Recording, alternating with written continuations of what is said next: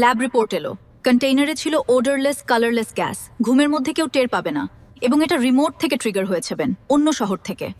গতকাল আমরা দেখেছিলাম গুলশানের একটা বন্ধ স্মার্ট হোমে রহস্যজনক ঘটনা। সিসিটিভিতে কেউ নেই, এসি এর ভেতরে পাওয়া গেল একটা hidden container. I called cyber security expert সাদিককে। He check the smart home systems logs. At 11:30 p.m. there was an external login to the AC system. IP address trace করলাম, চিটাগংয়ের একটা লোকেশন, এবং রাসেল সাহেবের একমাত্র ছেলে তানভীর বল, সে থাকে চিটাগংয়ে, আইটি ইঞ্জিনিয়ার। এটা coincidence না।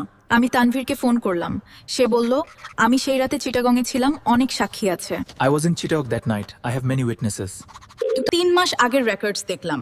তানভীর ঢাকায় এসেছিল বাবার বাড়ি ভিজিট করতে। সেই সময় বাড়ির এসি সিস্টেম আপগ্রেড করে দিয়েছিল নিজে। কেমিক্যাল সাপ্লায়ারের কাছে গেলাম, জানলাম পর 3 মাস আগে একটা স্পেশাল গ্যাস ক্যানিস্টার অর্ডার হয়েছিল। অর্ডার দিয়েছিল একজন আইটি প্রফেশনাল, পারচেস রিসিট আছে। সব মিলিয়ে দেখলাম তানভীর 3 মাস আগে কন্টেইনার কিনেছে, বাবার এসি আপগ্রেড করতে গিয়ে লুকিয়ে রেখেছে, এবং সেই রাতে চিটাগং থেকে রিমোটলি ভ্যালভ ওপেন করেছে। সাদিক চিৎকার করে উঠল, সেই এক্সটার্নাল আইপি প্রে তানভীরের পার্সোনাল ল্যাপটপের। সে বলেছিল চিটাগংয়ে ছিল, কিন্তু তার ল্যাপটপ থেকেই বাবার সিস্টেম অ্যাক্সেস হয়েছে।